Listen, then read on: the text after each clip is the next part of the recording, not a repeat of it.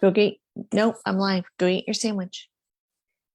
It's setting up now. So Out. Close the door. all right. Awesome. Hopefully we are live. Here we go. Hey, Limey and Crunchy. Let's make sure before I start talking to you that we're there. We're there. Go team. All right, guys. I am here with one of my very dear friends, Erica Hoke, today, who is an infertility coach and mentor, and so much more than that. She's also a best-selling author. She has courses, a free community group for you. We're going to make sure we have all that linked for you as well today at the end of our interview. But I want to get rolling right into one of my favorite things about Erica, and that is her really cool story of healing. No, she is not also a Lyme warrior like all of us are. However, I thought it was important to bring her in here because her journey is not so different from ours in the fact that she has had to be a very aggressive advocate for herself along her healing journey. She has dealt with chronic ongoing conditions of a variety of sorts. She is no stranger to what autoimmune and chronic illness can feel like. And she has a lot to offer us in the transition between Lyme, tick-borne illnesses, and what impact that can have on a woman's health in a variety of ways, not just fertility related, but when we're talking about hormones and other organ systems that also are impacted by Lyme disease and by what Erica's going to talk about today in the land of women's health. So I'm going to turn it over to Erica to share her story first, and then we'll talk about a few specific topics that apply across the board to all of us. Take it away, my friend. Okay. Thanks for having me, first of all. And thanks for that kind introduction. So as Adele said, I went through infertility. It wasn't a surprise to me, like it might be to some other women, that they were going to have infertility struggles. By the time that I was 35, I had 7 different reproductive implicating diagnosis. And so I knew that my fertility journey might be difficult and challenging. So at age 35, I was told that my plan B, which was going to be IVF, because IVF is always everybody's plan B, right? Was not an option for us, and that I would need donor eggs. And that was due to diminished ovarian reserve and low AMH. And it was a devastating diagnosis. It was a hopeless diagnosis. It was almost 15 years ago. And so a lot has changed in the fertility community, but donor eggs were not as accessible. There was not as much talk about donor eggs. And I just felt very strongly that I was being led to complete my family through the use of my own biology. And so I set out to find what affects your fertility, and went through kind of a systematic process of additional testing, introducing Chinese medicine, both in the form of acupuncture, traditional Chinese medicine, and herbs, and made diet and lifestyle changes that eventually led me to get pregnant at 36 for the first time. And then 27 months later, I gave birth to twin boys. And 7 years after, then I had a miscarriage during the same spacing. So another 27 months would have been at 17 months, I got pregnant again and miscarried those set of twins, and then had my final son at age 43, which was 7 years after getting that diagnosis of needing donor eggs. So that is my story in a nutshell. I'm just going to interject for perspective. This blows my mind. I'm going to turn 36 this fall, and I am very much done having babies, but I can't imagine like the big picture of going through all of that journey, right starting now. Right. and conquering all of that along the way. That's like such dedication and commitment on your part, and like love. That's like a labor of love in so many ways, because it doesn't get easier the older you get. Right, right. Sorry to interrupt your story, but that's No, not at awesome. all. Was there anything else you had at the end to add on there? I'm sorry. No, not at all. I mean, that is my story. And so if we backtrack to some of those diagnoses, I basically took on the mindset after I picked myself up off the floor and said, well, I have nothing to lose. I literally have nothing to lose. I need to go at this as aggressively and as multifaceted as I can. And I need to start addressing all of these things quickly, which is what I help my clients do, is accelerate their fertility. Boot camp is what my program is called, which is a 12-week program that I run my clients through, assessing and making those changes as quickly as possible so that they can get and stay pregnant. So,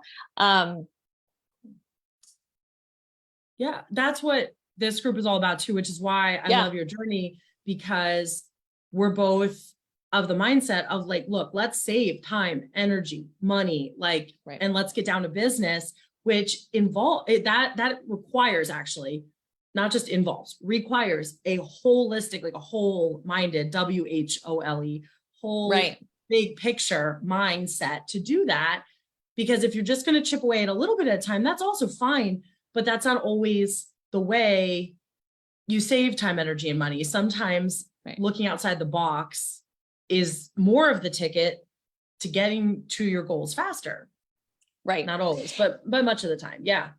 Yeah. And in the case of fertility, of course, everybody knows, we've all been told that, over 35, you're the geriatric pregnant lady. And so, for me, it was literally a race against the clock to address these things as quickly as possible. But I imagine for your clientele and the people watching, sometimes they might feel like, as my clients do, that the medical community is not in as big of a hurry to get to the answers. Meanwhile, their life is being dramatically affected. And so these are ways for you to take control and advocate for yourself in the medical community and help accelerate that process, by being an active participant, by not sitting back and just allowing to be put in the stream of medical care. Okay, so you're talking about not letting, let's just say, medical professionals, doctors, whatever that looks like, put you on their timeline. You can actually influence the timeline of healing for yourself, correct? Is that what you're saying? That's right. Absolutely. Cool. Yeah. What is your advice? I call that advocacy. I think you do too. Self-advocacy, whatever. What is your advice for people that see that they need to take action advocating for themselves? What would you advise them in that realm? Taking action for yourself looks like is getting second opinions, being responsible for your own test results. So many times people will come to me and they will say, I've been tested for everything. And after we have our conversation, it's almost always there are gaps in their medical coverage or their medical testing. And I think that is very common, that we kind of have been conditioned that the doctor is going to care as much about us and our medical history as we do, or take the time. And it's not necessarily a fault or neglect. It's just a disconnect, right? So we're thinking one thing, and they know that they're not going back in our charts and looking at our past 6 thyroid functions over the past 20 years, right? For our physicals. But there's a perception from a consumer standpoint that that's what's going on. And they're really only, and you can validate this too, coming from the nursing profession, they're really only looking at the lab results that you're getting back that time, and if they're out of range. And maybe if you have an exceptional doctor, maybe they'll look at one previous lab result, but that's taking responsibility. I know that we wanted to touch on thyroid, and that was one of the things that I felt really strongly was a key, is that I was still symptomatic. So I had not only hypothyroidism, but I also had nodules on my thyroid, which can turn eventually into cancer. And so they were monitoring that, but I was not getting pregnant and I was still slightly symptomatic. And so like thyroid symptomatic, right. Okay. Which can contribute to infertility. Yeah. So I went back historically and looked at all my thyroid tests, and I said, well, diagnosis, I was on the higher side, on the low side. So he was agreeable. My doctor was agreeable to adjusting my medication to be in a more, what would you call that? More aligned way with my pre-diagnosis level. And that's what I So, sorry, let me just say for the class, in case you guys don't already know this, first of all, we can talk about this more in depth another time too, but Lyme disease totally impacts your thyroid and potentially your fertility health, obviously.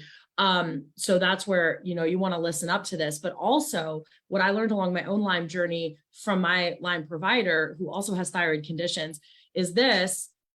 So while Erica's touching on thyroid, think about this. Just because your numbers for basic thyroid testing are in a normal range doesn't actually mean your thyroid is truly functioning optimally for you. So if you're symptomatic, but still have normal numbers, that is worth a deeper dive, despite what some doctors may tell you, which this was the case actually for my Lyme provider. She tests normally for her thyroid function in a lot of ways, but she ended up having a lot of thyroid disease and disorders along the way too, even with some more normal testing in there.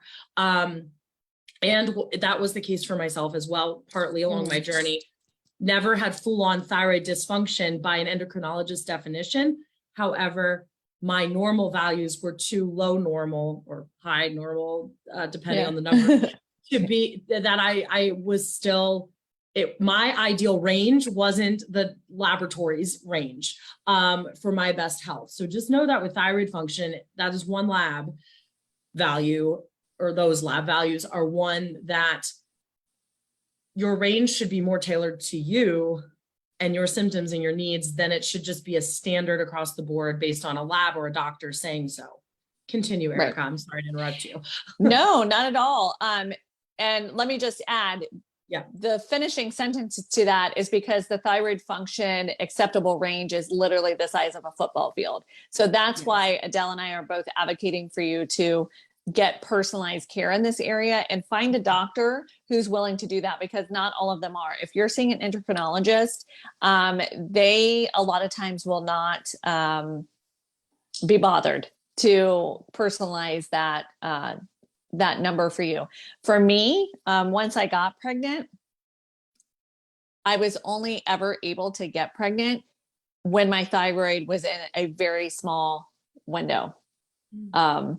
And every time it hit that window, then I was able to get pregnant again. So I'm very sensitive to the prescription thyroid medicine, and it's my body is obviously telling me something, right? So awesome. Yeah, that's helpful because again, it's not far-fetched from the Lyme world, where Lyme often, or co-infections or whatever, often impact thyroid function for us too. So that's really important to know.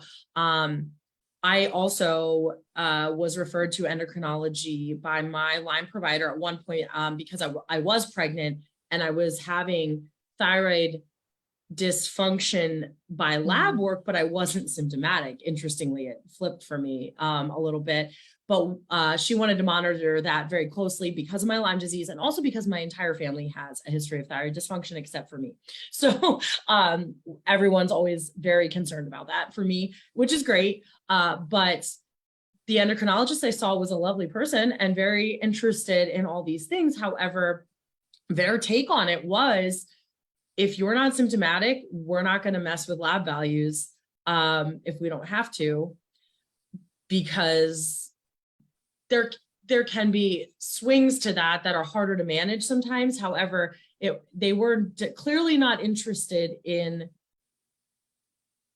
what that could look like to tweak personalized care. They felt it was safer to just watch and wait as long as I wasn't symptomatic.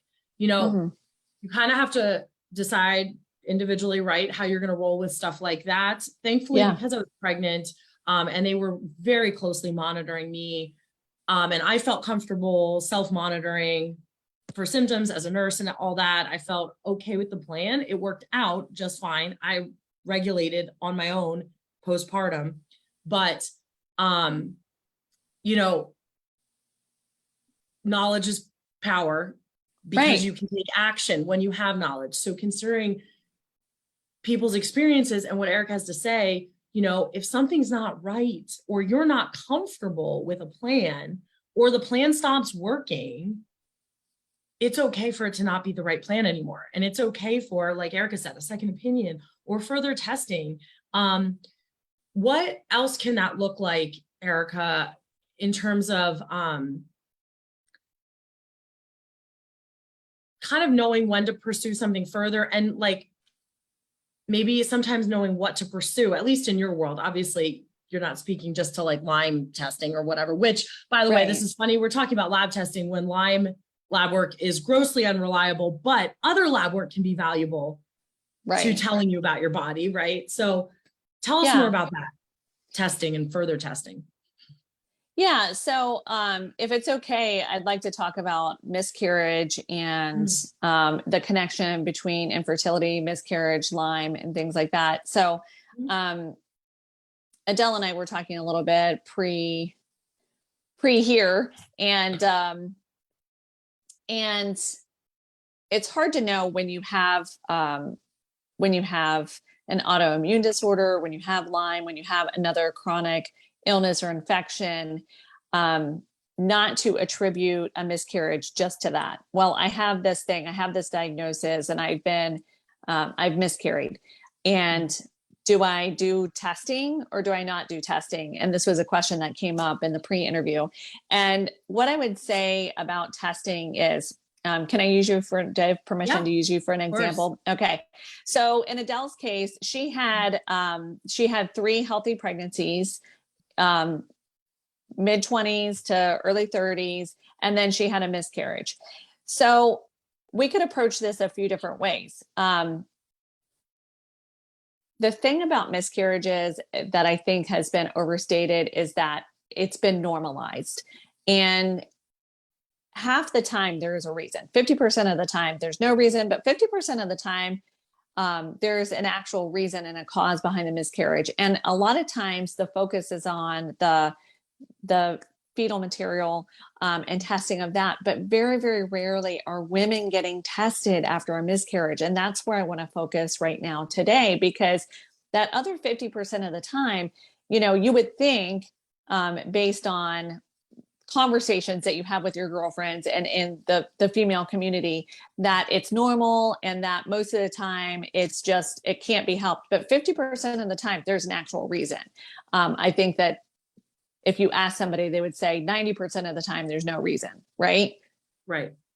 So you're told, I will tell you, the standard of care that I'm aware of is, you tell me if I'm wrong, you pretty much have to have 3 miscarriages in a row minimum to get anyone to care in the doctor community about looking into that further, because 1 in 4 women has a miscarriage. So that's normal. So that was my experience. Right. So normalizing something, right. So normalizing something that 50% of the time there's an answer to, and you're basically saying to them, and I'm going to be very blunt here, 3 babies have to die before we'll look into testing for you. And that's a terrible feeling, because a lot of people will not go a 4th time. Like if you go through 3 miscarriages, it's a devastating experience. That might be the end of it for you. So I am in strong opposition to that. Especially if you've had 3 successful pregnancies, I would have probably told you, hey, I know that you don't want to have another miscarriage. Why don't you make sure everything ended up turning out fine for Adele. But if she was my client, I would tell her, we want to rule out at least a couple things that would be, could be potentially like very common red flags. So there's a condition called factor V Leiden. It's a blood clotting disorder, and it's super confusing to people for secondary infertility because you can have 3 normal healthy pregnancies and have factor V. But what happens is on that 4th pregnancy or that later pregnancy, as you approach 35, mid 30s, is that your body stops being able to deal well with the estrogen influx for a pregnancy. And so you get repeat miscarriages, you get repeat chemical pregnancies, which is what actually I found out was happening to me for years. I was having chemical pregnancies before my factor V diagnosis and didn't even know it. And so no one wants a second miscarriage. And if you can prevent that with an easy blood test and at least rule out some of the common things, our geneticist that we saw for factor V Leiden said 80% of the population, female population, is a carrier. I misspoke that. 80% of the population has at least one gene and is a carrier. So with those kind of statistics, if you're having a miscarriage, I wouldn't take the risk of having a second one. I would make sure that I get that testing done. I would not dismiss it as normal, and test yourself. And if you want, you could have the fetal tissue tested as well. But this is just an example of where the shift is moved away from good female health care, right? Right. Wow. Yeah, I mean, that is mind blowing. We were talking about that, how my Lyme provider and my OB, handled my miscarriage. And my Lyme provider, she's an excellent Lyme provider, and she's also a nurse midwife. And she was open to testing the fetal tissue. I just had miscarried before I told her that, I didn't think to bother telling her, you're not in your right state of mind. It's distressing. And it's just funny because obviously I can't go back and change what was done, and it all worked out. I did go on to have another successful pregnancy. You've seen my little son running around here.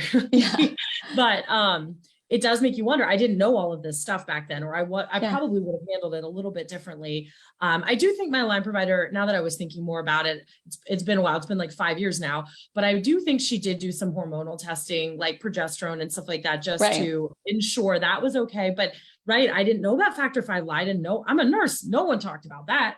I didn't know about things, other possible causes other than assuming Lyme disease could be a culprit. In our case, that does, Lyme does cause miscarriages, but you don't know without potentially testing fetal tissue. And even then, you may not ever know for sure, but it's a really good point to bring up that in general, what healthcare has normalized very often, if not all the time, isn't actually normal. Health is normal. Healthy living is normal. But living in a fallen world does mean that we're going to run into fallen body systems too, and trying to rehabilitate that. So it's really interesting to think of some other ways to do that. Really quickly, factor V Leiden testing, just because I didn't know this. Tell me about what that looks like, because I know some people say they've had it done, but is it really reliable testing? Is it easy lab work? Yeah, it's just simple blood work. And there's factor V is just one of your clotting factors. And just to be clear, what it is you have a pair, so you can be heterozygous or homozygous. You can have 1 or 2 pairs, not pairs. Genes. That's the word. And it's just a simple blood test, but there are other clotting factors. So if you ask for a recurrent loss panel after your miscarriage, then that's a way for them to test not only that, but some other clotting factors that could be coming into play. That just happens to be the common one. Sorry, I lost my train of thought. It's a blood clotting disorder. And this also is the confusing thing to people. You can have those pregnancies that are successful, have secondary infertility, or not be able to get pregnant because like in a chemical pregnancy, the roots of the embryo are clotting off before they can implant. Or it can actually affect first, second, or third trimester. So it can cause first trimester losses, chemical pregnancies, second trimester, because you get a clot in the cord or a placenta, or have a stillbirth, which would just be devastating. So it's a little bit of a confusing thing. And then some people have secondary infertility. They never go on to have a successful pregnancy, second pregnancy, third pregnancy. And then they, as an elderly person, have a surgery and get a blood clot, and then come to find out that they have factor V. So, if you have family history of any kind of blood clot, whether it's elderly or not, you should definitely be tested. Yeah. It's not something you hear a lot about, which is just sad. Cause like, it seems like it's pretty easy to just figure out what's going on, or to get ahead of before it's a problem. That would be ideal. Right. But knowing, you said 80% are carriers of at least one gene. So if you have two people get married that both have the gene, you're probably popping out babies that all have the gene potentially, or both genes. And then it's even higher risk. So that would be really helpful to know. And I'm sure this clotting deficiency can impact men too, right? Not obviously not reproductively necessarily, but you can have blood clots in any vessel of your body. Some are more serious than others, and some are deadly. So, I mean, that is kind of like an interesting thought that I didn't know about till I met you. And I lost my train of thought. I was going to say something. I just want to soapbox for like 1 second and just say, if you have young girls that you plan on, I don't advocate it, but if it's your choice, if you plan on having them get on birth control, then I would definitely 100% get them tested before you do that. There are communities that I'm a part of that are Factor V communities on Facebook. And there are people that die within a week of taking their hormonal birth control because they develop a blood clot and they don't survive it. 17-year-olds. On their first pack of pills, hormonal birth control. So totally. Sorry. I didn't realize there's a delay on my computer. I know. I was just going to say it can be deadly. So we're not just talking about infertility situations. This is really something that for hormonal birth control, people really should be tested for. 100%. Don't disagree with you at all, because hormonal birth control, if you don't already know this, already comes with a blood clotting risk factor. There's a lot of side effects of hormonal birth control. I don't know why I air quoted their side effects. One of them is risk of blood clots and stroke. I am a neuroscience nurse by trade. So in my neuroscience nursing career, saw in the ICU setting tons of young women, teenagers, 20s, 30s, most of whom were on hormonal birth control that were in my unit because they had strokes or other adverse events and side effects from birth control or pregnancy and delivery related to blood clotting stuff that impacted their brain. Not all of them recovered. Not all of them recovered well. And some of them got lucky and did just fine. But do you really want to roll the dice on that? And guess what? Were they testing for factor V Leiden regularly in my unit? No, I don't know that they did at all. I didn't know about it. Let me put it that way. As a nurse practicing in a high risk blood clotting unit, strokes, are blood clots. That's crazy. It is crazy. It is crazy how easy that could have been to just be doing standard. And again, maybe I'm wrong. Maybe they were, and I just missed that in years of working in that unit. I don't see how I could have, but maybe I just, it went over my head or something and I just missed out on the blood work. But I can't imagine that's so, because we analyze those charts so intently, looking for solutions and answers and help for our patients. But that's why Erica's message about advocating for yourself or your loved one is super important, and thinking twice about hormonal birth control, the pros versus cons, because unless you know your genetics, you could literally be putting your life at risk, popping just one of those pills. or taking one shot or whatever. And I don't know that every OBGYN is really perfectly knowledgeable in that realm. I'm sure you can agree, Erica. They don't, they don't know. They don't all know everything.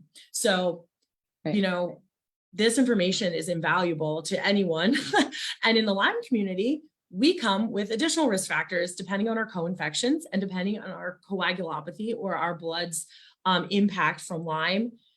We can have a higher risk already of clotting issues in some cases. Not everyone does, but it can be part of the Lyme world too. So if you have Lyme and factor V Leiden and you're on a med or something with a side effect of blood clotting risk, that is a lot stacked against you to have a life-threatening event or an organ damaging event, or you lose a limb to a blood clot. I mean, there's someone in jujitsu, a man who is he's a black belt in jujitsu, and he is a wonderful fighter in tip-top shape, strongest man I've ever seen in my life personally.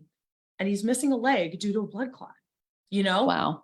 That happens to the best of us, unfortunately, if we're not in tune with some of these really key pieces of information. So I don't want to scare anyone, but I want to be, if it's as simple as a blood test, if it's as simple as it is asking for a blood test, that's really crucial information. Wow. Yeah. And just to come full circle, don't dismiss it because you have Lyme. Don't dismiss it as just, well, I have Lyme, I had a miscarriage. That's what that's the full circle for us. I think right now is there's other things in the fertility world that we don't want you to miss or be dismissed by your providers when you could get a better standard of care. Yes. My advice, and I'm sure yours would probably be similar to your clientele as well, in coaching clients, there's nothing wrong with approaching it from multiple angles. Yes, you should be treating Lyme if you have Lyme for your optimal outcomes. You should be addressing it.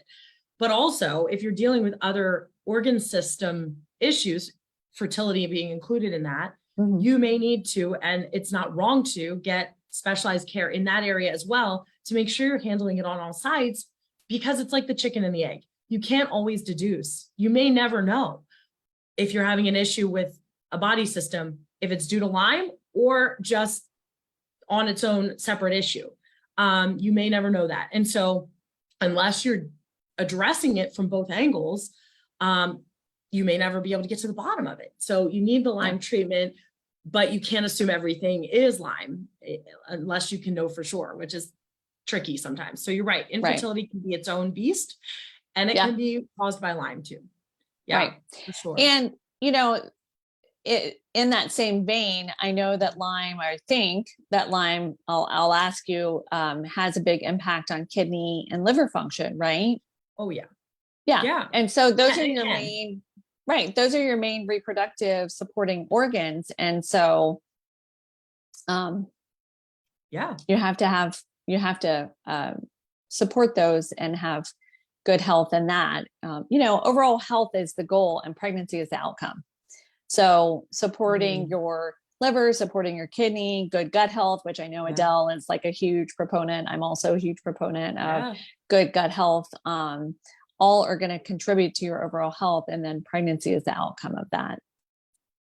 Yeah, that's a great statement. That right there, I could end us on. I think you need a quote graphic for us for that. That's perfect. Yeah. Right. Overall health is the goal. And in this case, pregnancy is the outcome.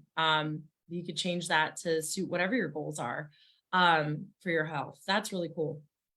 Well, Erica, thank you for being here. I'm sure we could talk all day about this stuff. We don't have any questions currently. Yeah. If anyone live wants to ask any questions really quickly, I'm watching the comments. I can't see it on my computer, so I'm watching on my phone. But if we could further address any of these topics for you, if you'd like me to bring Erica back to elaborate, are you curious how liver and kidney function impacts your fertility? I kind of am. Do you want me to bring Erica back? Shout it out in the comments and we'll get her scheduled for a follow-up interview if you'd like to hear more about any of this. We kind of just touched on a lot to make sure you knew some of the basics about things I didn't know in my journey with Lyme and healing.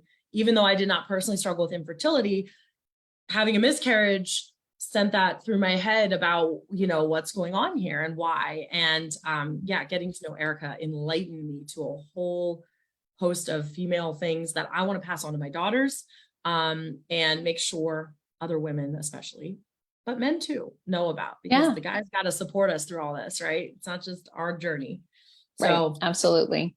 yeah. All right. No questions are popping up, but what Okay. we're going to do is after we end here, I will make sure that we include some of Erica's links to get in touch with her in various ways or to see what she's up to in the description of this video. So Erica, we can find you at ericahoke.com, correct? That's right. That's Yep. HOKE. Yeah. Yeah. HOKE. Yeah. .com. Awesome. Thanks for spelling it too. I will link that. I'll link to her book. She is actually, so tell us really quickly what book you have released and what's coming on the horizon next, because it's so exciting. Yeah, absolutely. Thanks. Infertility Success, Stories of Help and Hope for Your Journey is available on Amazon and where books are sold. But it's 20 chapters, each individual stories about women's own journeys through infertility. But it's not just story for the story's sake. We wanted to make sure that we looked back, and places like the hindsight is 2020, right? And we looked back on our journey and we said, what can we say here that's going to help somebody speed up their journey, save money, save heartache?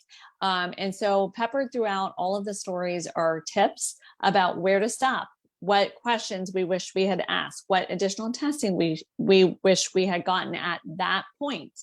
Okay, so clearly there's more to the story, but man, I wish I would have stopped right here and done this thing.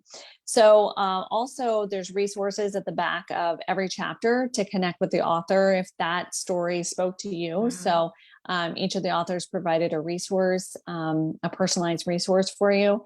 So yeah, and we had so many women wanting to contribute, and we had some that got pregnant and couldn't write at that time. And so more stories, Infertility Success, More Stories of Help and Hope is coming out in spring of 2023. There are a few spots still available for that book before we close it out with the chapters. So if you happen to be watching and have a story of infertility success, there's an application. I can drop that here with Adele.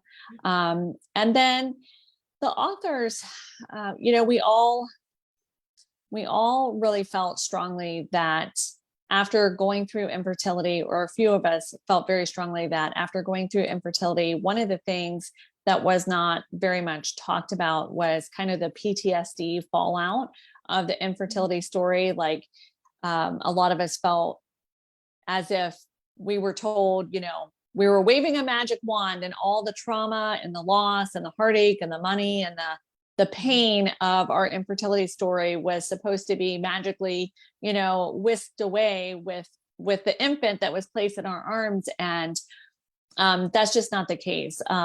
There's a lot of healing to be done after an infertility journey. And so we want to normalize all of this for people so that they don't feel alone. So there's, it's a little bit of an anthology. So there's also spring of 2023 coming out, Infertility Success to Total Mess.